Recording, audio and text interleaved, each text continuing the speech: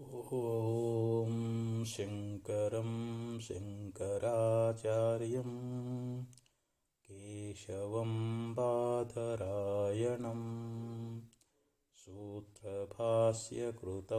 ವಂದೇ ಭಗವಂತೌ ಪುನಃ ಪುನಃ ಚಿದಂಬರಮಠಾಧೀಶಂ ಸಿದ್ಧಾರೂಢಯತೀಶ್ವರಂ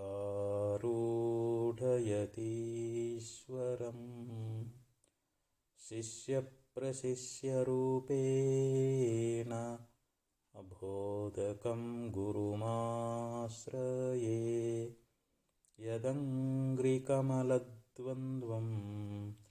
ತಾಪತ್ರಯನಿವಾರಣಂ ಶಾಂತೈಕ್ಯಪದದಂ ದೇವಂ ಸಿದ್ಧಾರೂಢಮಹಂ ಭಜೆ ಸಿದ್ಧಾರೂಢಮಹಂ ಭಜೆ. ಅದ್ವೈತ ಸಾರ್ವಭೌಮ ಚಕ್ರವರ್ತಿ ಜಗದ್ಗುರು ಸಿದ್ಧಾರೂಢ ಮಹಾಸ್ವಾಮಿಗಳವರ ಪವಿತ್ರ ಚರಣಾರವಿಂದಗಳಲ್ಲಿ, ಜಗದ್ಗುರು ಶಿವರಾಮವಧೂತರ ಪವಿತ್ರ ಚರಣಾರವಿಂದಗಳಲ್ಲಿ, ಜಗದ್ಗುರು ಭಾರತೀ ಅಪ್ಪಾಜಿಯವರ ಪವಿತ್ರ ಚರಣಾರವಿಂದಗಳಲ್ಲಿ ಅನಂತ ಕೋಟಿ ಶಿರಸಾಷ್ಟಾಂಗ ಪ್ರಣಾಮವನ್ನು ಸಲ್ಲಿಸುತ್ತೇನೆ. ಶ್ರೀಮದ್ ಶಂಕರ ಭಗವತ್ಪಾದಾಚಾರ್ಯರು ಭಜಗೋವಿಂದಂ ಸ್ತೋತ್ರದಲ್ಲಿ ಬಹು ಸುಂದರವಾಗಿರತಕ್ಕಂಥ ಉಪದೇಶವನ್ನು ಮಾಡ್ತಾ ಇದ್ದಾರೆ. ಸತ್ಸಂಗತ್ವೇ ನಿಸ್ಸಂಗತ್ವಂ, ನಿಸ್ಸಂಗತ್ವೇ ನಿರ್ಮೋಹತ್ವಂ, ನಿರ್ಮೋಹತ್ವೇ ನಿಶ್ಚಲತತ್ವಂ, ನಿಶ್ಚಲತತ್ವೇ ಜೀವನ್ಮುಕ್ತಿ ಅಂತ ಹೇಳ್ತಾರೆ. ನಾವು ಭಗವತ್ ಸಾಕ್ಷಾತ್ಕಾರವನ್ನು ಮಾಡಿಕೊಂಡು ಮುಕ್ತರಾಗಬೇಕಾಗಿತ್ತು ಅಂತಂದರೆ ನಾವು ಯಾವಾಗಲೂ ಶರಣರ, ಸಂತರ, ಜ್ಞಾನಿಗಳ, ಮಹಾತ್ಮರ ಸಂಘ ಅನ್ನುವಂಥದ್ದನ್ನು ಮಾಡಬೇಕು ಅಂಥೇಳಿ ಬಹು ಸುಂದರವಾಗಿ ಆಚಾರ್ಯರು ನಮಗೆ ಉಪದೇಶವನ್ನು ಮಾಡ್ತಾ ಇದ್ದಾರೆ. ಯೋಗ ವಾಸಿಷ್ಠದಲ್ಲಿಯೂ ಕೂಡ ಒಂದು ಮಾತು ಹೇಳ್ತಾರೆ. ಮೋಕ್ಷದ್ವಾರೇ ದ್ವಾರಪಾಲಾಹ ಚತ್ವಾರ ಸಂಪ್ರಕೀರ್ತಿತಃ ಶಮೋ ವಿಚಾರ ಸಂತೋಷ ಚತುರ್ಥ ಸಾಧು ಸಂಗಮಃ ಅಂತ ಹೇಳಿದರು. ನಾವು ಮೋಕ್ಷವನ್ನು ಹೊಂದಬೇಕಾಗಿತ್ತು ಅಂತಂದರೆ ಆ ಮೋಕ್ಷಕ್ಕೆ 4 ರೀತಿಯಾಗಿರ್ತಕ್ಕಂಥ ದ್ವಾರಪಾಲಕರದಾರಂತ. ಆ ಮೋಕ್ಷ ದ್ವಾರಕ್ಕೆ 4 ಜನ ದ್ವಾರಪಾಲಕರದಾರ ಅಂತ ಹೇಳಿದರು. ಅವರು ಯಾರು ಅಂತಂದರೆ, ಒಂದು ಶಮ, ಇನ್ನೊಂದು ವಿಚಾರ, ಮತ್ತೊಂದು ಸಂತೋಷ, 4ನೇದ್ದು ಸಾಧು ಸಂಗಮ ಅಂತ ಹೇಳ್ತಾರೆ. ಅಂದರೆ ಇವು 4ನ್ನು ನಾವು ಸಾಧಿಸಬೇಕು ಅಂತ. ನಮಗೆ ಮನಸ್ಸಿನ ಏಕಾಗ್ರತೆ ಇರಬೇಕು, ನಮ್ಮೊಳಗೆ ಆತ್ಮಾನಾತ್ಮ ವಿಚಾರ ಅನ್ನುವಂಥದ್ದಿರಬೇಕು, ಸದಾ ನಾವು ಸಂತುಷ್ಟರಾಗಿರಬೇಕು, ಸದಾ ನಮ್ಮಲ್ಲಿ ಸಂತೋಷ ಅನ್ನುವಂಥದ್ದಿರಬೇಕು. ಹಾಗೆ 4ನೇದ್ದು ಹೇಳ್ತಾರೆ ಸಾಧು ಸಂಗಮ. ಮಹಾತ್ಮರ ಸಂಘ ಅನ್ನುವಂಥದ್ದನ್ನು ನಾವು ಮಾಡಿದ್ದೀವಿ ಅಂತಂದರೆ ನಾವು ಮೋಕ್ಷದ್ವಾರದೊಳಗೆ ಪ್ರವೇಶ ಆಗ್ತೀವಿ ಅಂತರ್ಥ. ನಮಗೆ ಮೋಕ್ಷ ಅನ್ನುವಂಥದ್ದು ಪ್ರಾಪ್ತವಾಗ್ತದೆ. ಅದಕ್ಕಿಲ್ಲಿ ಆಚಾರ್ಯರು ಈ ಶ್ಲೋಕದೊಳಗೆ ಹೇಳ್ತಾರೆ, ಸತ್ಸಂಗತ್ವೇ ನಿಸ್ಸಂಗತ್ವಂ. ಅಂದರೆ ಮಹಾಪುರುಷರ ಒಂದು ಸಂಘ ಅನ್ನುವಂಥದ್ದನ್ನು ನಾವು ಮಾಡಿದ್ದೀವಿ ಅಂತಂದರೆ ನಿಸ್ಸಂಗತ್ವಂ. ನಿಸ್ಸಂಗತ್ವ ಅಂತಂದರೆ ಸಂಸಾರದ ಸಂಘದಿಂದ ನಾವು ದೂರ ಆಗ್ತೀವಿ. ಅಂದರೆ ನಮಗೆ ವೈರಾಗ್ಯ ಅನ್ನುವಂಥದ್ದು ಪ್ರಾಪ್ತವಾಗ್ತದೆ ಅಂತ. ಸತ್ಸಂಗ ಮಾಡಿದಾಗಲೇ ಆ ಮಹಾತ್ಮರ ಒಂದು ಕೃಪಾಬಲದಿಂದ, ಅವರ ಹೇಳತಕ್ಕಂಥ ಉಪದೇಶದಿಂದ ನಮಗೆ ಪ್ರಾಪಂಚಿಕವಾಗಿರ್ತಕ್ಕಂಥ ವಿಷಯಗಳಲ್ಲಿ ವೈರಾಗ್ಯ ಅನ್ನುವಂಥದ್ದು ಮೂಡುತ್ತದೆ. ಯಾವಾಗ ನಾವು ನಿಸ್ಸಂಗರಾಗ್ತೀವಿ, ನಮಗೆ ವೈರಾಗ್ಯ ಪ್ರಾಪ್ತವಾಯಿತು ಅಂತಂದರೆ ನಿಸ್ಸಂಗತ್ವೇ ನಿರ್ಮೋಹತ್ವಂ. ಆ ವೈರಾಗ್ಯ ಯಾವಾಗ ಬಂತು ಅಂತಂದ್ರೆ ಈ ಪ್ರಪಂಚದಲ್ಲಿರ್ತಕ್ಕಂಥ ಸ್ತ್ರೀ, ಪುತ್ರ, ಧನ, ಕನಕ ಮೊದಲಾಗಿರ್ತಕ್ಕಂಥ ಎಲ್ಲ ವಸ್ತುಗಳಲ್ಲಿರುವಂಥ ಈ ಮೋಹ ಅನ್ನುವಂಥದ್ದೇನದ, ಆ ಮೋಹ ನಾಶ ನಾಶ ಆಗಿ ಹೋಗ್ತದೆ ಅಂತ ಹೇಳ್ತಾರೆ. ನಿರ್ಮೋಹತ್ವೇ ನಿಶ್ಚಲ ತತ್ವಂ. ಯಾವಾಗ ಮೋಹ ಅನ್ನುವಂಥದ್ದು ನಷ್ಟವಾಗಿ ಹೋಗ್ತದೋ ಆವಾಗ ನಮಗೆ ಭಗವಂತನ ಪ್ರಾಪ್ತಿ ಎನ್ನುವಂಥದ್ದಾಗ್ತದೆ. ಭಗವತ್ ಸಾಕ್ಷಾತ್ಕಾರವನ್ನು ನಾವು ಮಾಡಿಕೊಳ್ತಾ ಇದ್ದೀವಿ. ನಿಶ್ಚಲ ತತ್ವೇ ಜೀವನ್ಮುಕ್ತಿ ಅಂತ ಹೇಳಿದರು. ಭಗವತ್ ಪ್ರಾಪ್ತಿಯಾಯಿತು ಅಂತಂದರೆ ನಾವು ಜೀವನ್ಮುಕ್ತಿ ವಿಲಕ್ಷಣ ಆನಂದವನ್ನು ಅನುಭವಿಸ್ತಾ ಇದ್ದೀವಿ. ನಾವು ಜೀವಿಸಿಕೊಂಡಿರುವಾಗಲೇ ಆ ಮುಕ್ತಿಯ ಸುಖವನ್ನು ಅನುಭವಿಸ್ಬೇಕು. ಅಂದರೆ ಜೀವಭಾವ ಹೋಗಬೇಕು. ನಮಗೆ ಆ ಜೀವ ಪರಮಾತ್ಮರ ಏಕತ್ವ ಜ್ಞಾನದೊಳಗೆ ಯಾವ ಆನಂದ ಸುಖ ಅನ್ನುವಂಥ ತೋರ್ತದಲ್ಲ ಅದು ಜೀವನ್ಮುಕ್ತಿ ಅಂತ ಕರೆಸಿಕೊಳ್ತದೆ. ಅಂಥ ಜೀವನ್ಮುಕ್ತಿ ವಿಲಕ್ಷಣ ಆನಂದ ನಾವು ಹೊಂದಬೇಕು ಅಂತಂದರೆ ಅದಕ್ಕೆ ಪ್ರಥಮದಲ್ಲಿ ನಾವು ಮಹಾತ್ಮರ ಸಂಘ ಅನ್ನುವಂಥದ್ದನ್ನು ಮಾಡಬೇಕು ಅಂತೇಳಿ ಆಚಾರ್ಯರು ಈ ಶ್ಲೋಕದಲ್ಲಿ ಬಹು ಸುಂದರವಾಗಿ ನಮಗೆ ಉಪದೇಶವನ್ನು ಮಾಡ್ತಾ ಇದ್ದಾರೆ. ನೋಡಿ, ಸತ್ಸಂಗ ಅನ್ನುವಂಥದ್ದು ಇದು ಎಲ್ಲರಿಗೆ ಸಿಗ್ತದೇನು ಅಂತಂದರೆ ಇಲ್ಲ. ಯಾರು ಅನಂತ ಜನ್ಮಗಳಲ್ಲಿ ಪುಣ್ಯವನ್ನು ಮಾಡಿಕೊಂಡು ಬಂದಾರೋ ಅವರಿಗೆ ಮಾತ್ರ ಮಹಾತ್ಮರ ಸಂಘ ದೊರಕ್ತದೆ. ಮಹತ್ಸಂಗಸ್ತು ದುರ್ಲಭೋ ಅಗಮ್ಯೋ ಅಮೋಘಶ್ಚ ತದೇವ ಸಾಧ್ಯತಾಂ. ನಾರದ ಭಕ್ತಿ ಸೂತ್ರದಲ್ಲಿ ಹೇಳಿದರು, ಮಹಾತ್ಮರ ಸಂಘ ಅದು ಬಹಳ ದುರ್ಲಭವಾಗಿರ್ತಕ್ಕಂಥದ್ದು. ಪುಣ್ಯಶಾಲಿಗಳಿಗೆ ಮಾತ್ರ ಸತ್ಸಂಗ ದೊರಕ್ತದೆ ಮತ್ತು ಅದು ಅಗಮ್ಯವಾಗಿರ್ತಕ್ಕಂಥದ್ದು, ಅದು ಅಮೋಘವಾಗಿರ್ತಕ್ಕಂಥದ್ದು. ಅಮೋಘ ಅಂದರೆ ಶುದ್ಧವಾಗಿರುವಂಥದ್ದು, ಪಾಪರಹಿತವಾಗಿರುವಂಥದ್ದು. ನಾವು ಯಾವಾಗಲೂ ತದೇವ ಸಾಧ್ಯತಾಂ ಅಂತ ಸತ್ಸಂಗವನ್ನೇ ಮಾಡಬೇಕು ಅಂತೇಳಿ ನಾರದರು ಕೂಡ ಭಕ್ತಿ ಸೂತ್ರದಲ್ಲಿ ಬಹಳ ಸುಂದರವಾಗಿ ಹೇಳ್ಕೊಂಡು ಬಂದಾರೆ. ಈ ಮಹಾತ್ಮರ ಸಂಘ ಮಾಡೋದರಿಂದ ಸತ್ಸಂಗದಿಂದ ಏನಾಗ್ತದೆ ಅಂತಂದರೆ ನಮಗೆ ವೈರಾಗ್ಯ ಅನ್ನುವಂಥದ್ದು, ವಿಷಯಗಳಲ್ಲಿರ್ತಕ್ಕಂಥ ಒಂದು ಪ್ರೀತಿ ಅನ್ನುವಂಥದ್ದು ಕೆಡ್ತದೆ. ಯಾಕಂದರೆ ನಾವು ವಿಷಯಗಳೇ ಸುಖ ಅಂತ ತಿಳ್ಕೊಂಡೇವಿ, ವಿಷಯಗಳಲ್ಲೇ ನಾವು ಮೋಹಿತರಾಗಿದ್ದೀವಿ. ಆ ವಿಷಯಗಳ ಮೋಹದಿಂದ ಕೂಡಿಕೊಂಡು ನಾವು ಸಂಸಾರದೊಳಗೆ ದುಃಖಿಗಳಾಗಿದ್ದೀವಿ. ನಮ್ಮ ದುಃಖ ದೂರ ಆಗಬೇಕು ಅಂತಂದರೆ ಸಂಸಾರದ ವಿಷಯಗಳಲ್ಲಿ ನಾವು ವೈರಾಗ್ಯವನ್ನು ತಾಳಬೇಕು. ಯಾಕಂದರೆ ಆ ವೈರಾಗ್ಯ ಅನ್ನುವಂಥದ್ದು ನಮಗೆ ಯಾವಾಗಲೂ ಸುಖವನ್ನು ತಂದು ಕೊಡುತ್ತದೆ. ಅದಕ್ಕೆ ವಿರತಿಯಿಂದ ಇತರ ಸಂಪದ ಸುಖಮುಂಟೆ ನಿಜಗುಣಸಿಯವರು ಹೇಳಿದರು, ವೈರಾಗ್ಯಕ್ಕಿಂತಲೂ ಸಂಪದ್ರೂಪವಾಗಿರ್ತಕ್ಕಂಥ ಸುಖ ಅನ್ನುವಂಥದ್ದು ಈ ಲೋಕದೊಳಗೆ ಬೇರೆ ಅದೇನು ಅಂತಂದರೆ ಇಲ್ಲ. ಅಂದರೆ ಈ ನಮಗೆ ಪ್ರಾಪ್ತವಾಗಿರ್ತಕ್ಕಂಥ ಈ ಸಂಸಾರದ ಭೋಗಗಳೇನದಾವು ಅಂತಂದರೆ ಇವು ನಮ್ಮ ಪ್ರಾರಬ್ಧ ಭೋಗ ತೀರ್ತು ಅಂದರೆ ನಮ್ಮನ್ನು ಕೈಬಿಟ್ಟು ಹೋಗ್ತಾವೆ. ನಿಜವಾದ ಸಂಪದ್ರೂಪ ಸುಖ ಯಾವುದು ಅಂತಂದರೆ ವೈರಾಗ್ಯ ಅಂತ ಹೇಳ್ತಾ ಇದ್ದಾರೆ. ಅದಕ್ಕೆ ಅಂಥ ಒಂದು ವೈರಾಗ್ಯ ಅನ್ನುವಂಥದ್ದು ನಮಗೆ ಎಲ್ಲಿ ಬರ್ತದೆ ಅಂತಂದರೆ ಯಾವ ಮಹಾತ್ಮರು, ಜ್ಞಾನಿಗಳು, ಸತ್ಪುರುಷರು, ಸಂತರು, ಶರಣರು, ಶಿವಯೋಗಿಗಳು ಅಂತೇನದಾರ ಅವ್ರ ಸಂಘದೊಳಗೆ ನಾವು ಬರಬೇಕು ಅಂತ. ಸಂಘಗಳು ಎರಡುಂಟು, ಒಂದು ಹಿಡಿ ಒಂದು ಬಿಡು.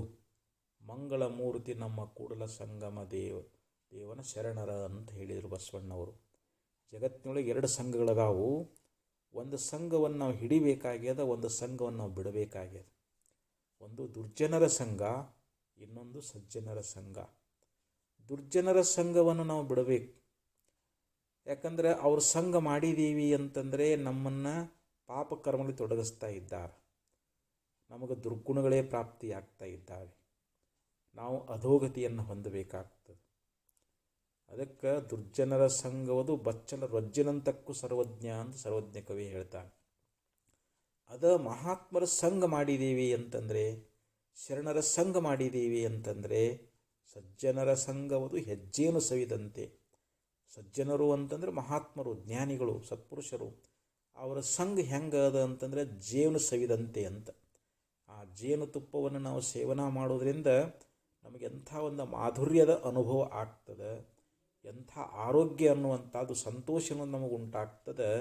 ಹಂಗೆ ನಾವು ಮಹಾತ್ಮರ ಸಂಘದೊಳಗೆ ಬಂದೀವಿ ಅಂತಂದರೆ ನಮ್ಮ ಬುದ್ಧಿಯಲ್ಲಿರ್ತಕ್ಕಂಥ ಕಲ್ಮಶ ದೂರ ಆಗ್ತದೆ, ನಮ್ಮಲ್ಲಿರ್ತಕ್ಕಂಥ ಸಕಲ ಪಾಪಗಳು ದೂರ ಆಗ್ತಾ ಇದ್ದಾವೆ, ನಮ್ಮ ಅಂತಃಕರಣ ಅನ್ನುವಂಥದ್ದು ಪರಿಶುದ್ಧ ಆಗ್ತದೆ.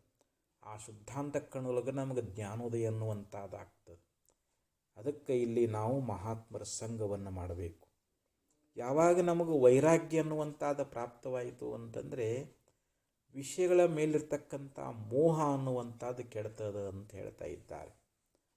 ಅದಕ್ಕೆ ಸಂತ ತುಳಸಿದಾಸರು ಕೂಡ ಒಂದು ದೋಹಿಯೊಳಗೆ ಭಾಳ ಸುಂದರವಾಗಿ ಹೇಳ್ಕೊಂಡು ಬರ್ತಾರೆ. ಬಿನು ಸತ ಸಂಗನ ಹರಿ ಕಥಾ ತೇಹಿ ಬಿನು ಮೋಹನ ಭಾಗ್, ಮೋಹ ಗಯೇ ಬಿನು ರಾಮ ಪದ ಹೋಯಿನ ದೃಢ ಅನುರಾಗ್ ಅಂತ ಒಂದು ಒಳಗೆ ಹೇಳಿದರು. ಬಿನು ಸತ ಸಂಗನ ಹರಿಕಥಾ, ನಾವು ಸತ್ಸಂಗವನ್ನು ಮಾಡಲಾರದೆ ಹಾಗೂ ಭಗವಂತನ ಕಥೆಗಳನ್ನು ನಾವು ಶ್ರವಣ ಮಾಡಲಾರದೆ ನಮ್ಮಲ್ಲಿರ್ತಕ್ಕಂಥ ಮೋಹ ಅನ್ನುವಂಥದ್ದು ಹೋಗ್ತದೇನೋ ಅಂತಂದ್ರೆ ಹೋಗುವುದಿಲ್ಲ. ದೇಹಿ ಬಿನು ಮೋಹನ ಭಾಗ ಅಂತ ಹೇಳಿದರು. ಈ ಶರೀರದ ಮೇಲಿರ್ತಕ್ಕಂಥ ಮೋಹ, ಶರೀರಕ್ಕೆ ಸಂಬಂಧಪಟ್ಟಿರ್ತಕ್ಕಂಥ ಈ ಭೋಗ ಪದಾರ್ಥಗಳದಾವಲ್ಲ, ಅವುಗಳಲ್ಲೇ ಸುಖ ಬುದ್ಧಿಯನ್ನು ಮಾಡಿದ್ದೀವಿ. ಅವುಗಳಿಂದ ನಮ್ಮ ಸುಖ ಹಾಕದಂತ ತಿಳ್ಕೊಂಡೀವಿ. ಸಂಪತ್ತಾಗಲಿ, ಮನೆಯಾಗಲಿ, ಹೊಲ ಆಗಲಿ, ಅಧಿಕಾರ ಆಗಲಿ, ಇವೆಲ್ಲ ನಮಗೆ ಸುಖ ಕೊಡ್ತಾವಂತ ತಿಳ್ಕೊಂಡೀವಿ. ಆದರೆ ಅವುಗಳಿಂದ ನಮಗೆ ದುಃಖವೇ ಆಗ್ತದೆ. ಮೋಹ ಜೀವನಿಗೆ ದುಃಖವನ್ನು ಕೊಡ್ತದೆ ಹೊರತು ಅದು ನಮಗೆ ಸುಖ ಕೊಡೋದಿಲ್ಲ. ಅದಕ್ಕೆ ನಾವು ಮೋಹವನ್ನು ತ್ಯಾಗ ಮಾಡಬೇಕಾಗ್ಯದ. ಮೋಹ ನಮ್ಮಿಂದ ಅಳಿಬೇಕಾಗ್ಯದ. ಮೋಹ ಎದರಿಂದ ಅಳಿತದ ಅಂತ ಸತ್ಸಂಗ ಮಾಡೋದ್ರಿಂದ ಮೋಹ ದೂರ ಆಗ್ತದೆ. ಆ ಮಹಾತ್ಮರ ಸಂಘದೊಳಗೆ ಬಂದಾಗ ನಮಗೆ ದೇಹಾದಿಗಳಿರ್ತಕ್ಕಂಥ ಮೋಹ ಕೆಟ್ಟು ಹೋಗ್ತದೆ. ಮೋಹ ಏವ ಮಹಾಮೃತ್ಯು ಮುಮುಕ್ಷೋ ವಪುರಾದಿಷು, ಮೋಹೋ ವಿನಿರ್ಜಿತೋ ಯೇನ ಸ ಮುಕ್ತಿಂ ಪದಮರ್ಹತಿ ಅಂತ ಆಚಾರ್ಯರು ವಿವೇಕ ಚೂಡಾಮಣಿಗಳಿಗೆ ಬಹಳ ಸುಂದರವಾಗಿ ಹೇಳ್ತಾರೆ. ಮೋಹ ಏವ ಮಹಾಮೃತ್ಯು ಅಂತ ಹೇಳಿದರು. ಈ ಮೋಹ ಅನ್ನುವಂಥದ್ದು ದೊಡ್ಡ ಮೃತ್ಯು ಆಗ್ಯದಂತ. ಮುಮುಕ್ಷೋ ವಪುರಾದಿಷು, ಯಾರಿಗೆ ಅಂತಂದರೆ ಮುಮುಕ್ಷುಗಳಿಗೆ. ಮುಕ್ತಿ ಇಚ್ಛೆಯನ್ನು ಮಾಡಿ ಆ ಮುಕ್ತರಾಗಬೇಕು ಅಂತೇಳಿ ಸಾಧನೆಯಲ್ಲಿ ಯಾರು ತೊಡಗಿದ್ದಾರೆಯೋ ಅಂಥ ಸಾಧಕರಿಗೆ ಆ ಮೋಹ ಅನ್ನುವಂಥದ್ದು ಅದು ಮೃತ್ಯು ರೂಪವಾಗಿದೆ. ವಪುರಾದಿಸು ಅಂತ ಹೇಳಿದರು. ಆ ಮೋಹವನ್ನು ನಾವು ಎಲ್ಲಿ ಮಾಡ್ಲಿಕ್ಕತ್ತಿದ್ದೀವಿ? ನಮ್ಮ ಶರೀರದ ಮೇಲೆ ಮೋಹ ಮಾಡ್ಲಿಕ್ಕತ್ತಿದ್ದೀವಿ. ಹೆಂಡತಿ ಮೇಲೆ, ಮಕ್ಕಳ ಮೇಲೆ, ಧನದ ಮೇಲೆ, ಮನೆ ಮೇಲೆ, ಇವೆಲ್ಲದರ ಮೇಲೆ ನಮಗೆ ಮೋಹ ಆಗೈತಿ. ಅವುಗಳಲ್ಲಿ ವಿಶೇಷವಾದ ಆಸಕ್ತಿಯಿಂದ ಕೂಡ್ಕೊಂಡಿದ್ದೀವಿ. ಅವೇ ಸುಖ ಅಂತ ತಿಳ್ಕೊಂಡಿದ್ದೀವಿ. ಆ ಮೋಹವೇ ನಮಗೆ ಜನ್ಮಕ್ಕೆ ಕಾರಣ ಆಗ್ಯದ. ಅದಕ್ಕೆ ಮಮಕಾರದಿಂದ ಮಿಕ್ಕಿನ ಬಂಧ ಮುಂಟೆ. ನಿಜಮುನಿಯವರು ಏನು ಹೇಳಿದರು? ಆ ಮಮಕಾರ ಅನ್ನುವಂಥದ್ದು, ಮೋಹ ಅನ್ನುವಂಥದ್ದು ಜೀವನಿಗೆ ಬಂಧನವನ್ನು ಉಂಟು ಮಾಡ್ತದೆ, ಜನ್ಮವನ್ನು ಉಂಟು ಮಾಡ್ತದೆ. ಅದಕ್ಕೆ ಆ ಮೋಹ ಅಳಿಬೇಕು ಅಂತಂದರೆ ನಾವಿಲ್ಲಿ ಸತ್ಸಂಗವನ್ನು ಮಾಡಬೇಕು ಅಂತ ಹೇಳಿದರು. ಮೋಹ ಗಯೇ ಬಿನು ರಾಮ ಪದ ಹೋಯಿನ ದೃಢ ಅನುರಾಗ್ ಅಂತ ಹೇಳಿದರು. ಈ ಮೋಹ ಹೋಗದ ಹೊರತು ನಮ್ಮಲ್ಲಿರ್ತಕ್ಕಂಥ ಈ ಮೋಹ ಅನ್ನುವಂಥದ್ದು ಏನದಲ್ಲ, ದೇಹದಲ್ಲಿರ್ತಕ್ಕಂಥ ಮೋಹ ಇದು ಎಲ್ಲಿವರೆಗೆ ನಾಶ ಆಗಿಲ್ಲವೋ ಅಲ್ಲಿವರೆಗೆ ಪರಮಾತ್ಮನ ಸ್ವರೂಪದ ಜ್ಞಾನ ನಮಗಾಗಂಗಿಲ್ಲ. ಆ ಪರಮಾತ್ಮನನ್ನು ಹೊಂದಬೇಕು, ಅವನನ್ನು ಪ್ರಾಪ್ತಿ ಮಾಡಿಕೊಳ್ಬೇಕು ಅನ್ನುವಂಥ ಈ ಒಂದು ದೃಢವಾದ ನಿಶ್ಚಲವಾಗಿರ್ತಕ್ಕಂಥ ಒಂದು ಪ್ರೀತಿ ಎನ್ನುವಂಥದ್ದು ನಮ್ಮೊಳಗೆ ಬರ್ತದೇನೋ ಅಂತಂದ್ರೆ ಬರೋದಿಲ್ಲ. ಯಾವಾಗ ಮೋಹ ಅಳಿದು ಹೋಯಿತು ಅಂತಂದರೆ ಆವಾಗ ಅಚಲವಾಗಿರ್ತಕ್ಕಂಥ ಒಂದು ಭಗವಂತನಲ್ಲಿ ಭಕ್ತಿ ಮೂಡ್ತದೆ. ಭಗವಂತನ ಸಾಕ್ಷಾತ್ಕಾರ ಮಾಡಿಕೊಳ್ತೀವಿ. ನಮಗೆ ಭಗವದ್ ದರ್ಶನ ಅನ್ನುವಂಥದ್ದಾಗ್ತದೆ. ನೋಡ್ರಿ, ತುಳಸಿದಾಸರು ಮೊದಲು ತಮ್ಮ ಮಡದಿಯಲ್ಲಿ ಎಷ್ಟು ಮೋಹಿತರಾಗಿದ್ದರು. ಒಂದು ಕ್ಷಣವೂ ಕೂಡ ತಮ್ಮ ಮಡದಿಯನ್ನು ಬಿಟ್ಟಾಗಲ್ತಾ ಇರಲಿಲ್ಲ. ಒಂದು ಸಾರಿ ಅವರು ಆ ತುಳಸಿದಾಸರ ಪತ್ನಿ ತವ್ರ ಮನೆಗೆ ಹೋಗಿದ್ಲು. ಅವರ ಸಹೋದರ ಕರೀಲಿಕ್ಕೆ ಬಂದಿದ್ದ. ತಂದೆಗೆ ಆರಾಮಿಲ್ಲ, ಬೇಗ ಬರಬೇಕು ಅಂತೇಳಿ ಕರ್ಕೊಂಡು ಹೋದ. ಆವಾಗ ತುಳಸಿದಾಸರು ಎಲ್ಲೋ ಹೊರಗೆ ಹೋಗಿದ್ದರು.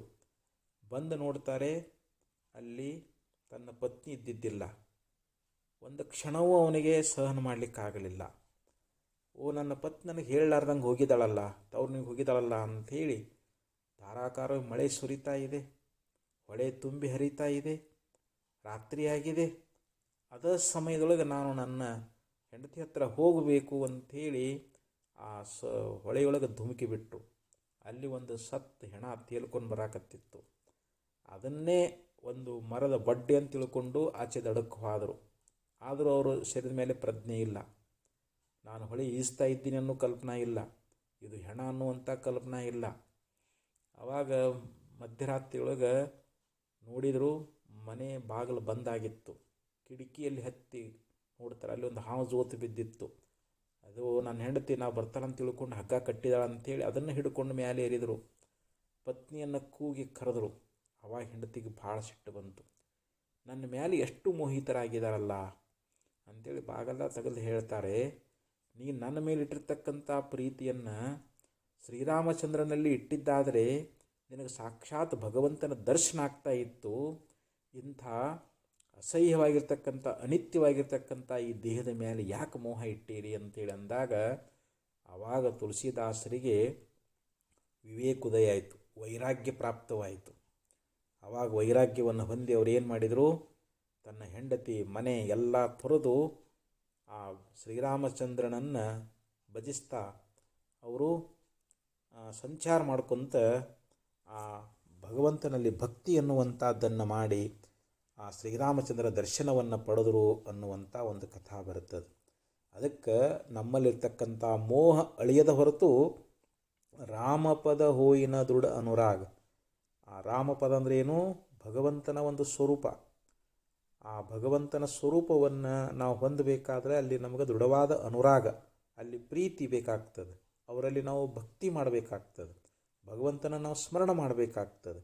ಅವನ ಸ್ಮರಣ ಇಲ್ಲದೆ ನಮಗೆ ಆ ಭಗವತ್ ಪ್ರಾಪ್ತಿ ಅನ್ನುವಂಥದ್ದು ನಮಗೆ ಆಗೋದಿಲ್ಲ ಅಂಥೇಳಿ ಹೀಗೆ ಬಹು ಸುಂದರವಾಗಿ ನಮಗೆ ಉಪದೇಶವನ್ನು ಮಾಡಿಕೊಂಡು ಬರ್ತಾ ಇದ್ದಾರೆ. ಇನ್ನು ಅನೇಕ ಶ್ಲೋಕಗಳಲ್ಲಿ ಮಹಾತ್ಮರು ಕೂಡ ಈ ಸತ್ಸಂಗದ ಒಂದು ವಿಚಾರವನ್ನು ಬಹು ಸುಂದರವಾಗಿ ನಮಗೆ ಉಪದೇಶವನ್ನು ಮಾಡಿಕೊಂಡು ಬರ್ತಾ ಇದ್ದಾರೆ. ಬಿನುಸತ ಸಂಘ, ಈ ರೀತಿಯಾಗಿ ಯಾವ ತುಳಸಿದಾಸರು ಈ ದೋಹಿಯೊಳಗೆ ಬಹು ಸುಂದರವಾಗಿ ನಮ್ಮಲ್ಲಿರ್ತಕ್ಕಂಥ ಮೋಹ ಅಳದಾಗ ಭಗವಂತನ ಪ್ರಾಪ್ತಿ ಆಗ್ತದನ್ನುವಂಥ ಒಂದು ವಿಚಾರವನ್ನು ತಿಳಿಸಿಕೊಂಡು ಬಂದರೂ, ಕೃಷ್ಣ ಪರಮಾತ್ಮನು ಕೂಡ ಉದ್ಧವನನ್ನು ಕುರಿತು ಬಹು ಸುಂದರವಾಗಿರ್ತಕ್ಕಂಥ ಉಪದೇಶವನ್ನು ನೀಡ್ತಾ ಇದ್ದಾನೆ. ಯಥೋಪಶ್ರಯಮಾಣಸ್ಯ ಭಗವಂತಂ ವಿಭಾವಸುಂ ಶೀತಂಬಯಂ ತಮೋಪೇತಿ ಸಾಧುನ್ ಸಂಸೇವತಸ್ತಥಾ ಅನ್ನಂ ಹಿ ಪ್ರಾಣಿನಾಂ ಪ್ರಾಣಃ ಆರ್ಥಾನಾಂ ಶರಣಂ ತ್ವಹಂ ಧರ್ಮೋ ವಿತ್ತಂ ಋಣಾಂ ಪ್ರೇತ್ಯ ಸಂತೋ ಅರ್ವಾಗ್ ಬಿಭ್ಯತೋ ಅರಣಂ ಅಂಥೇಳಿ ಭಾಗವತದಲ್ಲಿ ಒಂದು ಶ್ಲೋಕದೊಳಗೆ ಭಾಳ ಸುಂದರವಾಗಿ ಇದನ್ನು ಉಪದೇಶ ಅನ್ನುವಂಥದ್ದನ್ನು ಮಾಡಿಕೊಂಡು ಬರ್ತಾ ಇದ್ದಾರೆ. ಅಂದರೆ ಯಾವ ರೀತಿಯಾಗಿ ನಾವು ಅಗ್ನಿದೇವನನ್ನು ಆಶ್ರಯ ಮಾಡಿದ್ದೀವಿ ಅಂತಂದ್ರೆ ನಮಗೆ ಯಾವ ಒಂದು ಚಳಿ ಶೀತದ ಭಯ ಇರ್ತದೇನೋ ಅಂತಂದ್ರೆ ಇರಂಗಿಲ್ಲ. ನಾವು ಅಗ್ನಿ ಕಾಸ್ಕೊಳಕತ್ತೀವಿ ಅಂತ ತಿಳ್ಕೊಡ್ರಿ, ನಮಗಲ್ಲಿ ಚಳಿ ಹತ್ತಂಗಿಲ್ಲ. ಮತ್ತು ಅಗ್ನಿದೇವ ಅಲ್ಲಿ ಅಗ್ನಿ ಉರಿತಾ ಇತ್ತು ಅಂತಂದರೆ ಅಲ್ಲಿ ಕತ್ತಲೆ ಅನ್ನುವಂಥದ್ದು ಕೂಡ ನಾಶವಾಗಿ ಹೋಗಿಬಿಡ್ತದೆ.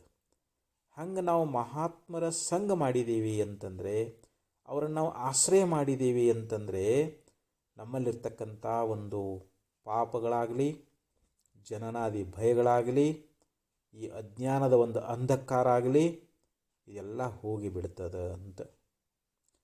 ಈ ಪ್ರಾಣಿಗಳ ಜೀವನ ಯಾವುದು ಅಂತಂದರೆ ಅನ್ನ. ಪ್ರಾಣಿನಾಂ ಹೇಳ್ತಾ ಅನ್ನಂ ಹಿ ಪ್ರಾಣಿನಾಂ ಪ್ರಾಣಃ ಅಂತ ಹೇಳಿದರು. ಪ್ರಾಣಿಗಳ ಪ್ರಾಣ ಯಾವುದು ಅಂತಂದರೆ ಅನ್ನ ಅಂತ ಹೇಳಿಸಿಕೊಳ್ತದೆ. ಹಾಗೆ ಇಲ್ಲಿ ದುಃಖಿತರಾಗಿರ್ತಕ್ಕಂಥ ಪುರುಷರಿಗೆ ಆಶ್ರಯ ಯಾರು ಅಂತಂದರೆ ಭಗವಂತ ನಾನು ಅಂತ ಹೇಳ್ತಾ ಇದ್ದಾನೆ. ಯಾರು ದುಃಖಿಗಳಾಗಿದ್ದಾರ ಅಂಥ ಪುರುಷರಿಗೆ ನಾನು ಆಶ್ರಯದಾತನಾಗಿದ್ದೇನೆ. ಈ ಧರ್ಮವೇ ನಿಜವಾದ ಧನ ಅನ್ನುವಂಥದ್ದದ. ಈ ಜನ್ಮ ಮರಣಕ್ಕೆ ಭಯಭೀತರಾಗಿರ್ತಕ್ಕಂಥ ಯಾವ ವ್ಯಾಕುಲನಾಗಿರ್ತಕ್ಕಂಥ ಪುರುಷನಿಗೆ ಯಾರಪ್ಪ ಪರಮ ಆಶ್ರಯ ಆಗಿದ್ದಾರೆ ಅಂತಂದರೆ ಮಹಾತ್ಮರು ಅಂತ ಹೇಳಿದರು. ಅದಕ್ಕೆ ಇಲ್ಲಿ ಯಥೋಪಶ್ರಯಮಾಣಸ್ಯ ಭಗವಂತಂ ವಿಭಾವಸುಂ ಶೀತಂ ಭಯಂ ತಮೋಪೇತಿ ಸಾಧುನ್ ಸಂಸೇವತಸ್ತಥಾ ಅನ್ನಂ ಹಿ ಪ್ರಾಣಿನಾಂ ಪ್ರಾಣಃ ಆರ್ಥಾನಂ ಶರಣಂ ತ್ವಹಂ ಧರ್ಮೋ ವಿತ್ತಂ ನೃಣಾಂ ಪ್ರೇತ್ಯ ಸಂತೋ ಅರ್ವಾಗ್ ಬಿಭ್ಯತೋ ಅವರ್ಣಂ ಅನ್ನುವಂಥ ಈ ಭಾಗವತ ಶ್ಲೋಕದೊಳಗೆ ಬಹು ಸುಂದರವಾಗಿ ನಮಗೆ ಉಪದೇಶ ಅನ್ನುವಂಥದ್ದನ್ನು ಮಾಡಿಕೊಂಡು ಬಂದರು. ಅದಕ್ಕೆ ನಾವು ಅಂಥ ಮಹಾತ್ಮರಿಗೆ ಶರಣಾಗತರಾದೇವಿ ಅಂತಂದರೆ ನಾವು ಭಗವತ್ ಸಾಕ್ಷಾತ್ಕಾರವನ್ನು ಮಾಡಿಕೊಂಡು ನಾವು ಮುಕ್ತರಾಗ್ತೀವಿ. ಜನ್ಮ ಮರಣಗಳ ಒಂದು ಭೀತಿ ಎನ್ನುವಂಥದ್ದು ನಮಗೆ ಉಳಿತದೇನು, ನಾವು ಅದಕ್ಕೆ ಭಯ ಪಡ್ತೇವೇನು ಅಂತಂದರೆ ಇಲ್ಲ. ಆ ಮಹಾತ್ಮರ ಆಶ್ರಯ ಮಾಡಿದರೆ ಸಾಕು, ನಮಗೆ ಜ್ಞಾನೋಪದೇಶವನ್ನು ಮಾಡಿ ನಮಗೆ ಯಥಾರ್ಥವಾಗಿರ್ತಕ್ಕಂಥ ಮುಕ್ತಿ ಸುಖವನ್ನು ಆ ಮಹಾತ್ಮರು ನಮಗೆ ಅನುಗ್ರಹ ಮಾಡ್ತಾ ಇದ್ದಾರೆ. ಒಮ್ಮೆ ಒಬ್ಬ ಮಹಾರಾಜ ತನ್ನ ಮಹಾರಾಣಿ ಜೊತೆಯೊಳಗೆ, ತನ್ನ ಪತ್ನಿ ಜೊತೆಯೊಳಗೆ ಮಧ್ಯರಾತ್ರಿಯೊಳಗೆ ಮಾತಾಡ್ಲಿಕ್ಕತ್ತಿದ್ದ. ಅಂದರೆ ಅವರಿಗೆ ಓರ್ವಳೆ ಮಗಳಿದ್ಲು, ರಾಜಕುಮಾರಿ, ಮದುವೆ ವಯಸ್ಸಿಗೆ ಬಂದಿದ್ಲು. ಅವಳನ್ನು ಯೋಗ್ಯವರನಿಗೆ ಕೊಟ್ಟು ಮದುವೆ ಮಾಡಬೇಕು ಅಂತ ಅವ್ರ ಮನಸ್ಸಿನೊಳಗೆ ವಿಚಾರ ಮೂಡಿತ್ತು.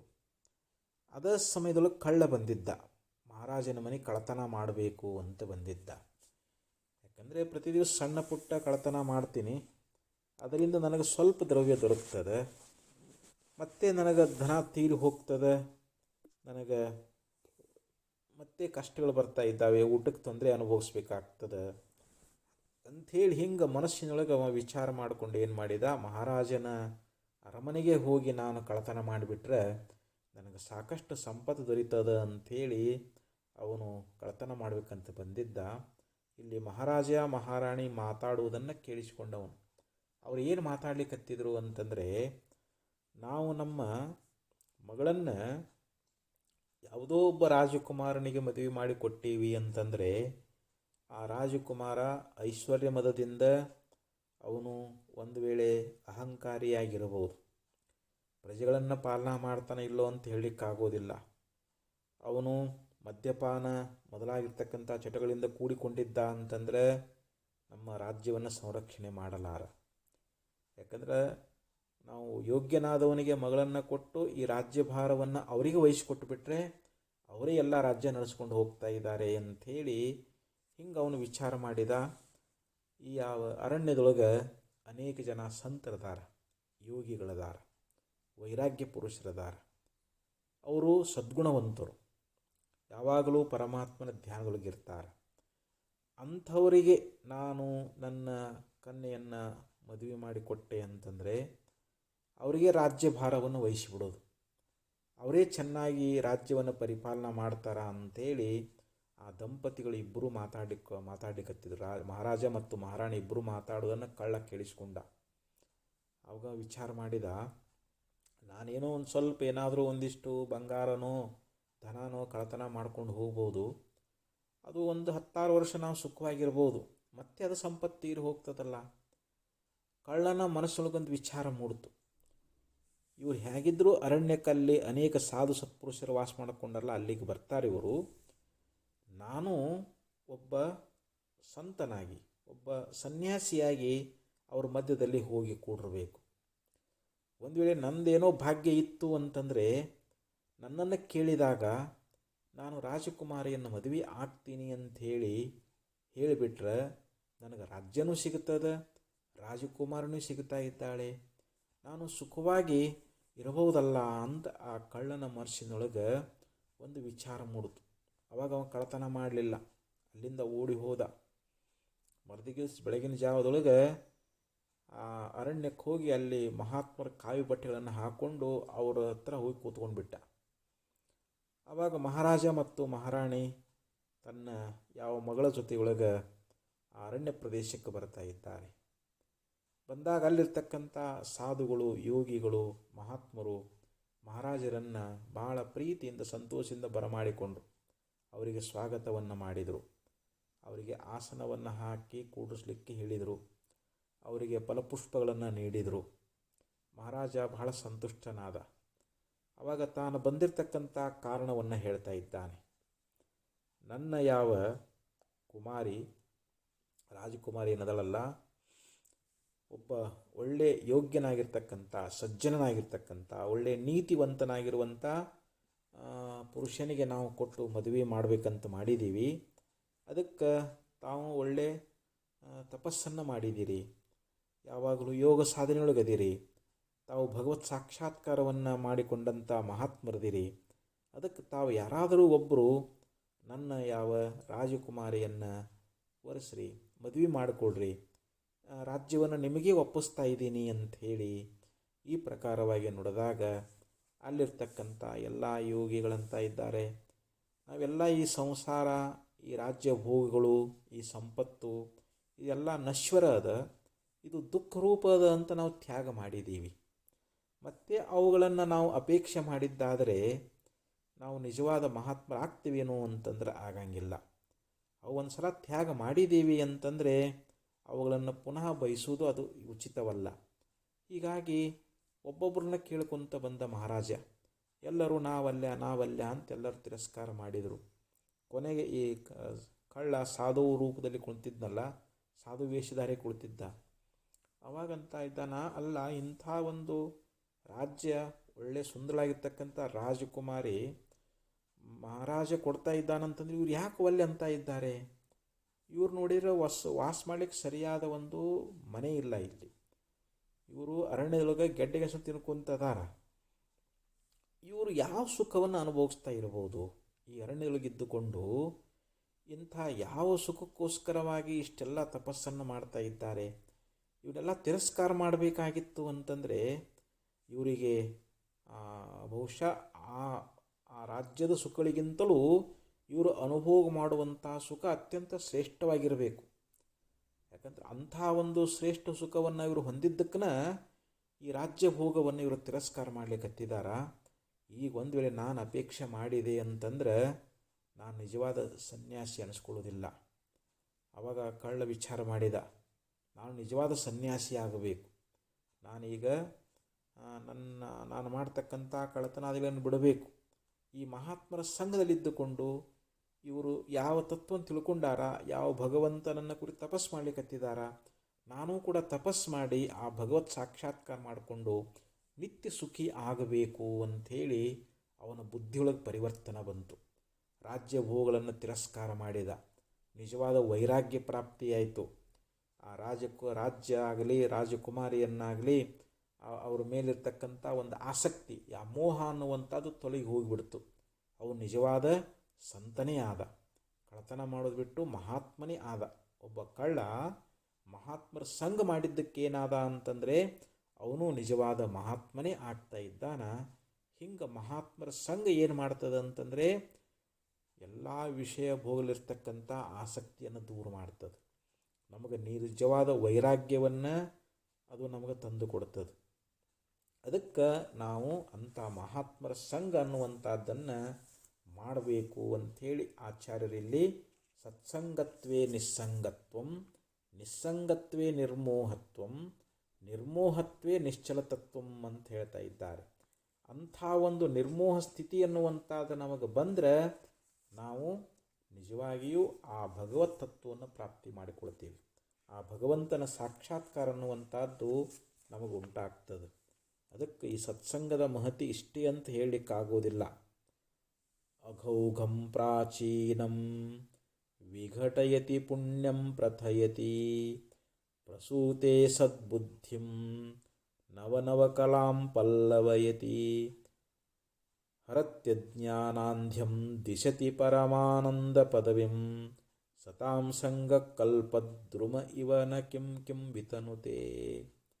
ನೋಡ್ರಿ, ಮಹಾತ್ಮರ ಸಂಘ ಅನ್ನುವಂಥದ್ದು ನಮಗೆ ಎಂಥ ಫಲ ಕೊಡ್ತದೆ ಅಂತಂದರೆ, ನಾವು ಜನ್ಮಾಂತರದಲ್ಲಿ ಮಾಡಿರ್ತಕ್ಕಂಥ ಪಾಪ ಅಘೌಗಂ ಪ್ರಾಚೀನಂ ವಿಘಟಯತಿ ಅಂತ ಹೇಳಿದ್ರು ಅವರು.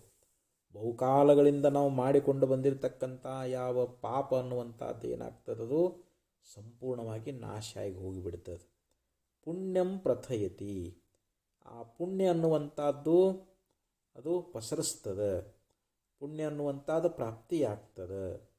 ಪ್ರಸೂತೆ ಸದ್ಬುದ್ಧಿಂ, ಅದು ನಮಗೆ ಸದ್ಬುದ್ಧಿಯನ್ನು ಉಂಟು ಮಾಡುವಂಥದ್ದು, ನಮಗೆ ಒಳ್ಳೆಯ ಬುದ್ಧಿ ಅನ್ನುವಂಥದ್ದು ಬರ್ತದೆ. ಮಹಾತ್ಮರ ಸಂಘದಲ್ಲಿದ್ದೀವಿ ಅಂತಂದರೆ ನಮ್ಮಲ್ಲಿರ್ತಕ್ಕಂಥ ಕೆಟ್ಟ ಬುದ್ಧಿ ಹೋಗ್ತದೆ, ದುರ್ಬುದ್ಧಿ ಹೋಗ್ತದೆ, ನಮಗೆ ಒಳ್ಳೆಯ ಸದ್ಬುದ್ಧಿ ಬರ್ತದೆ. ನಾನು ಭಗವಂತನನ್ನು ಹೊಂದಬೇಕು ಅನ್ನುವಂಥ ಶ್ರೇಷ್ಠವಾದ ಬುದ್ಧಿ ಅನ್ನುವಂಥದ್ದು ನಮಗೆ ಪ್ರಾಪ್ತಿಯಾಗ್ತದೆ. ನವನವ ಕಲಾಂ ಪಲ್ಲವಯತಿ, ಅನೇಕ ನವೀನವಾಗಿರ್ತಕ್ಕಂಥ ಜ್ಞಾನಗಳಿಗೆ ಏನಾಗೈತೆ ಅದು, ಇದು ಜನ್ಮಭೂಮಿಯಾಗಿರುವಂಥದ್ದಾಗ್ಯದ ಈ ಸತ್ಸಂಗ ಅನ್ನುವಂಥದ್ದು. ಹರತ್ಯಜ್ಞಾನಾಂದ್ಯಂ, ಜನ್ಮ ಜನ್ಮಾಂತರದಿಂದ ನಮ್ಮನ್ನು ಬೆನ್ನತ್ತಿ ಬಂದಿರತಕ್ಕಂಥ ಈ ಅಜ್ಞಾನ ಅನ್ನುವಂಥದ್ದು ಏನದಲ್ಲ, ಆ ಅಜ್ಞಾನವನ್ನು ಸಂಪೂರ್ಣವಾಗಿ ನಾಶ ಮಾಡಿಬಿಡ್ತದೆ. ದಿಶತಿ ಪರಮಾನಂದ ಪದವಿಂ, ಆ ಪರಮಾತ್ಮನ ಪರಮ ಪದವಿ ಎನ್ನುವಂಥದ್ದನ್ನು ಅದು ನಮಗೆ ಪ್ರಾಪ್ತಿ ಮಾಡಿಕೊಡುವಂಥದ್ದಾಗ್ಯದ.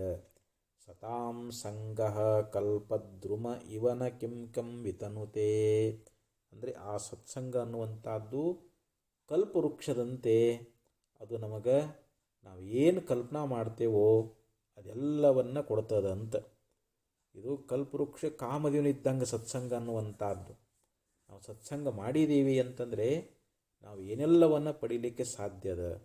ಯಾರು ಸಕಾಮ ಭಾವದಿಂದ ಸತ್ಸಂಗ ಮಾಡ್ತಾರ ಅವರಿಗೆ ಪ್ರಾಪಂಚಿಕವಾಗಿರ್ತಕ್ಕಂಥ ಭೋಗ ಪದಾರ್ಥಗಳು ದೊರೀತಾ ಇದ್ದಾವೆ. ಯಾರು ಮುಕ್ತಿಯನ್ನು ಬಯಸಿ ಸತ್ಸಂಗವನ್ನು ಮಾಡ್ತಾ ಇದ್ದಾರೆ ಅವರು ಆ ಸತ್ಸಂಗದಿಂದ ಜ್ಞಾನ ಆಗ್ತದೆ, ಜ್ಞಾನದ್ವಾರ ಮುಕ್ತರಾಗ್ತಾ ಇದ್ದಾರೆ. ಅದಕ್ಕೆ ನಮ್ಮ ಬುದ್ಧಿಯಲ್ಲಿರ್ತಕ್ಕಂಥ ಒಂದು ಮೋಹ ಅನ್ನುವಂಥದ್ದು ಅಳಿಬೇಕಾಗಿತ್ತು ಅಂತಂದರೆ ನಾವಿಲ್ಲಿ ಸತ್ಸಂಗ ಮಾಡಬೇಕು. ಯದಾತೇ ಮೋಹ ಕಲಿಲಂ ಬುದ್ಧಿರ್ವ್ಯತಿತರಸ್ಯತಿ ತದಾಗಂತಾಶಿ ನಿರ್ವೇದಂ ಶ್ರೋತವ್ಯಶ ಶ್ರುತಶ್ಯ ಚ ಅಂತ ಭಗವದ್ಗೀತೆಯಲ್ಲಿ ಭಗವಂತ ಹೇಳ್ತಾನೆ. ನಮ್ಮ ಬುದ್ಧಿಯಲ್ಲಿರ್ತಕ್ಕಂಥ ಈ ಮೋಹ ಕಲ್ಮಶ ಅನ್ನುವಂಥದ್ದು, ಈ ಮೋಹದ ಮಾಲಿನ್ಯತೆ ಅನ್ನುವಂಥದ್ದು ಯಾವಾಗ ದೂರ ಆಗ್ತದೆ ಆವಾಗ ನಮಗೆ ಶ್ರೋತವ್ಯಶ ಶ್ರುತಶ್ಯ ಚ, ನಾವೇನು ಶ್ರವಣ ಮಾಡಿರ್ತೀವಿ ಮತ್ತು ಯಾವುದನ್ನು ಜಗತ್ತಿನೊಳಗೆ ಕಂಡಿರ್ತೀವಿ ಆ ವಿಷಯಗಳಲ್ಲಿ ನಮಗೆ ವೈರಾಗ್ಯ ಅನ್ನುವಂಥದ್ದು ಮೂಡ್ತದೆ ಅಂತ ಹೇಳ್ತಾರೆ. ನಮಗೆ ವೈರಾಗ್ಯ ಬರಬೇಕು ಅಂತಂದರೆ ಈ ಮೋಹ ಅನ್ನುವಂಥದ್ದು ಅಳಿಬೇಕು. ಮೋಹ ಹೋದಾಗ ಮಾತ್ರ ನಮಗೆ ಶುದ್ಧವಾದ ಬುದ್ಧಿ ಅನ್ನುವಂಥದ್ದು ಪ್ರಾಪ್ತವಾಗ್ತದೆ ಅನ್ನುವಂಥ ಮಾತನ್ನು ಭಗವದ್ಗೀತೆಯೊಳಗೆ ಭಗವಂತನೂ ಕೂಡ ನಮಗೆ ಉಪದೇಶ ಮಾಡ್ತಾ ಇದ್ದಾನೆ. ಅದಕ್ಕೆ ಇಲ್ಲಿ ಯಾವಾಗ ಭಗವಂತನ ಒಂದು ಪ್ರಾಪ್ತಿ ಎನ್ನುವಂಥದ್ದಾಯಿತೋ ಆವಾಗ ನಾವು ಜೀವನ್ಮುಕ್ತಿ ವಿಲಕ್ಷಣ ಆನಂದವನ್ನು ಅನುಭವಿಸ್ತೀವಿ. ಜೀವನ್ಮುಕ್ತಿ ಅಂತಂದರೆ ನಿರಾವರಣ ಪರಿಪೂರ್ಣ ಆನಂದ ಸಹಿತ ವೃತ್ತಿತ್ವಂ ಜೀವನ್ಮುಕ್ತಿತ್ವಂ ಅಂಥೇಳಿ ಹಿಂಗೆ ಲಕ್ಷಣವನ್ನು ಮಾಡ್ತಾ ಇದ್ದಾರೆ. ಅಂದರೆ ನಿರಾವರಣ ಪರಿಪೂರ್ಣ ಆವರಣರಹಿತವಾಗಿರತಕ್ಕಂಥದ್ದು, ಅಜ್ಞಾನದ ಆವರಣ ಅನ್ನುವಂಥದ್ದು ನಷ್ಟ ಆಗಬೇಕು ಅಂತಂದರೆ ನಮಗೆ ಜ್ಞಾನೋದಯ ಆಗಬೇಕಂತಾರೆ. ನಮಗೆ ಬ್ರಹ್ಮಜ್ಞಾನ ಆಯಿತು ಅಂತಂದರೆ ಅಜ್ಞಾನದ ಆವರಣ ನಷ್ಟ ಆಗಿ ಹೋಗಿಬಿಡ್ತದೆ. ಮತ್ತು ಪರಿಪೂರ್ಣವಾಗಿರ್ತಕ್ಕಂಥ ಆನಂದ ಸಹಿತ ವೃತ್ತಿಗೆ ಜೀವನ್ಮುಕ್ತಿ ಅಂತ ಕರೆದರು. ಅಜ್ಞಾನದ ಆವರಣ ಇರಬಾರದು, ನಾವು ಹೊಂದುವಂಥ ಸುಖ ಅದು ಪರಿಚ್ಛಿನ್ನ ಆಗಿರಬಾರದು, ಅದು ಪರಿಪೂರ್ಣವಾಗಿರ್ತಕ್ಕಂಥ ಸುಖ ಆಗಿರಬೇಕು. ಅಂಥ ಪರಿಪೂರ್ಣ ಆನಂದ ಸಹಿತ ವೃತ್ತಿ ಮತ್ತು ವೃತ್ತಿಯೂ ಇರಬೇಕು. ನಾವು ಕೇವಲ ಆನಂದವನ್ನೇ ಅನುಭೋಗ ಮಾಡ್ತಾ ಇರಬೇಕು. ಅಂಥ ಪರಿಪೂರ್ಣವಾಗಿರ್ತಕ್ಕಂಥ ಆ ಸುಖಾನುಭವ ಅನ್ನುವಂಥದ್ದೇನದಲ್ಲ ಅದೇ ಇಲ್ಲಿ ಜೀವನ್ಮುಕ್ತಿ ಅಂತ ಹೇಳಿಸಿಕೊಳ್ತದೆ. ಅಂಥ ಜೀವನ್ಮುಕ್ತಿ ವಿಲಕ್ಷಣ ಆನಂದವನ್ನು ನಾವು ಹೊಂದಬೇಕು ಅಂತಂದರೆ ಅದಕ್ಕೆ ಮೂಲ ಕಾರಣ ಯಾವುದು? ಸತ್ಸಂಗ ಅಂತ. ಆ ಸತ್ಸಂಗದಿಂದಲೇ ನಮ್ಮಲ್ಲಿರ್ತಕ್ಕಂಥ ಅಜ್ಞಾನ ಅನ್ನುವಂಥದ್ದು ಹರಣ ಆಗ್ತದೆ ಅಂಥೇಳಿ ಬಹು ಸುಂದರವಾಗಿ ನಮಗೆ ಉಪದೇಶ ಅನ್ನುವಂಥದ್ದನ್ನು ಮಾಡಿಕೊಂಡು ಬರ್ತಾ ಇದ್ದಾರೆ. ಅದಕ್ಕೆ ಕೃಷ್ಣ ಪರಮಾತ್ಮನೂ ಕೂಡ ಉದ್ಧವನನ್ನು ಕುರಿತು ಇನ್ನೊಂದು ಶ್ಲೋಕದೊಳಗೆ ಭಾಳ ಸುಂದರವಾಗಿ ಉಪದೇಶವನ್ನು ಮಾಡ್ತಾ ಇದ್ದಾನೆ. ನ ರೋಧಯತಿ ಮಾಂ ಯೋಗೋ ನ ಸಾಂಖ್ಯಂ ಧರ್ಮ ಏವ ಚ ನ ಸ್ವಾಧ್ಯಾಯ ತಪಸ್ತ್ಯಾಗೋ ನೇಷ್ಟಾಪೂರ್ತಂ ನ ದಕ್ಷಿಣಾ ವೃಥಾನಿ ಯಜ್ಞ ಛಂದಾಂಸಿ ತೀರ್ಥಾನಿ ನಿಯಮಾಯಮಾ ಯಥಾವರುಂಧೆ ಸತ್ಸಂಗಃ ಸರ್ವಸಂಗಾಪಹೋಹಿ ಮಾಂ. ನೋಡಿ, ಉದ್ಧವನನ್ನು ಕುರಿತು ಭಗವಂತ ಬಹಳ ಸುಂದರವಾಗಿ ಈ ಉಪದೇಶ ಅನ್ನುವಂಥದ್ದನ್ನು ನೀಡ್ತಾ ಇದ್ದಾನೆ. ಅಂದರೆ ನಮ್ಮ ಎಲ್ಲ ಆಸಕ್ತಿಗಳನ್ನು ನಾಶ ಮಾಡುವಂಥ ಯಾವ ಸತ್ಸಂಗ ಅನ್ನುವಂಥದ್ದು. ನಾವು ಸತ್ಸಂಗ ಮಾಡಿದ್ದೀವಿ ಅಂತಂದರೆ ನಮಗೇನು ಸಂಸಾರದೊಳಗೆ ಅನೇಕ ವಿಷಯಗಳಲ್ಲಿ ಆಸಕ್ತಿ ಅದಲ್ಲ, ಆ ವಿಷಯಾಸಕ್ತಿಯಿಂದ ನಾವು ಕೂಡ್ಕೊಂಡಿರ್ತೀವಿ, ಅವ ಸುಖ ಅಂತ ತಿಳ್ಕೊಂಡಿರ್ತೀವಿ.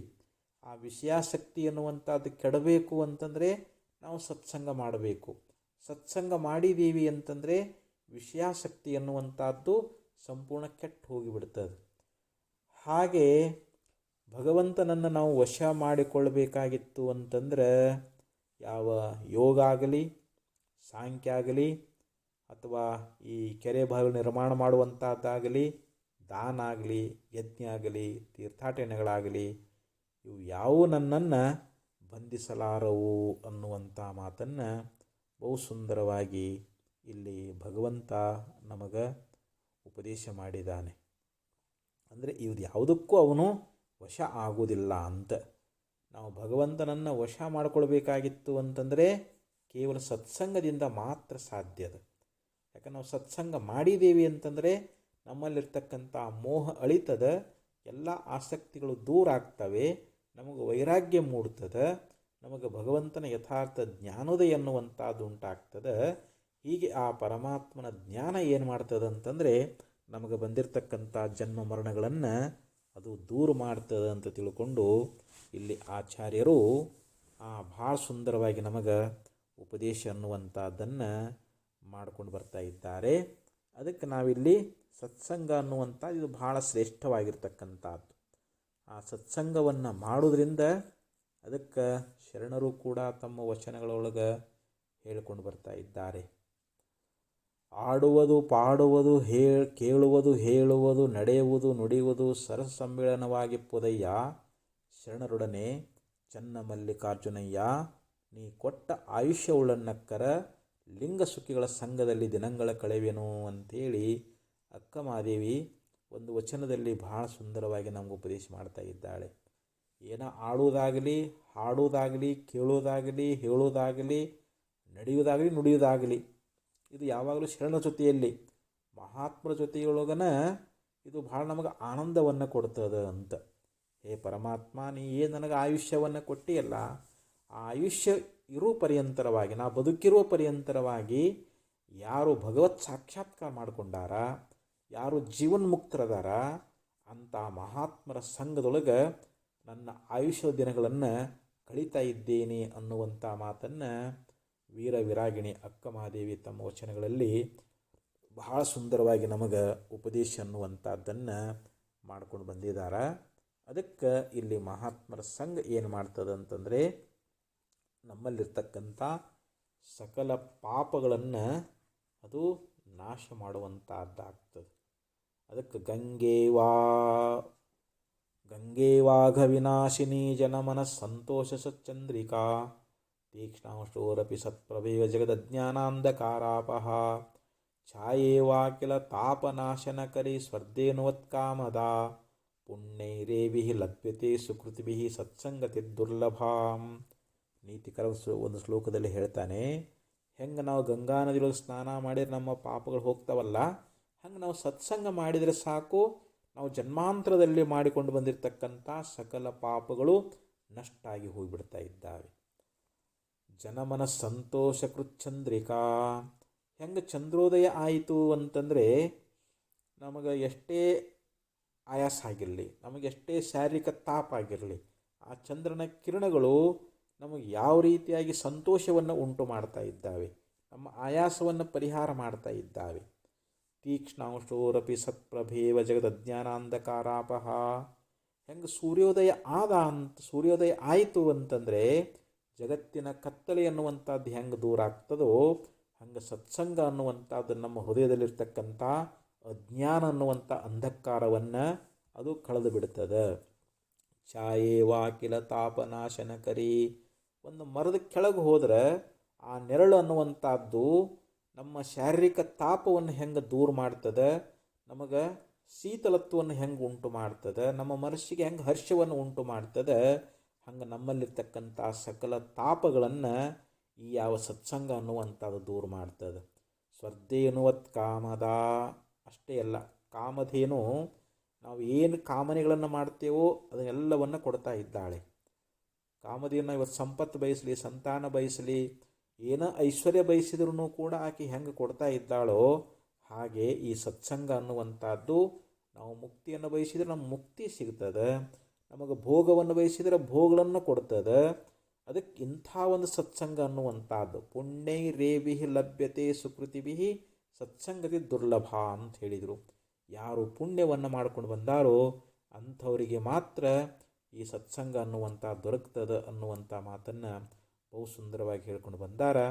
ಅದಕ್ಕೆ ನಾವು ಸತ್ಸಂಗದಿಂದ ಅಂತಹ ಜೀವನ್ಮುಕ್ತಿ ರಕ್ಷಣಾ ಆನಂದವನ್ನು ಪಡಿತೀವಿ ಅಂತೇಳಿ ಆಚಾರ್ಯ ಬಹು ಸುಂದರವಾಗಿ ಹೇಳಿದಾರ. ಅಂಥ ಸತ್ಸಂಗವನ್ನು ಸದ್ಗುರುನಾಥ ನಮ್ಮೆಲ್ಲರಿಗೂ ಅನುಗ್ರಹಿಸಲಿ ಅಂತ ಹೇಳ್ತಾ 4 ಮಾತುಗಳಿಗೆ ವಿರಾಮವನ್ನು ನೀಡ್ತಾ ಇದ್ದೇನೆ. ಓಂ ತತ್ಸತ್.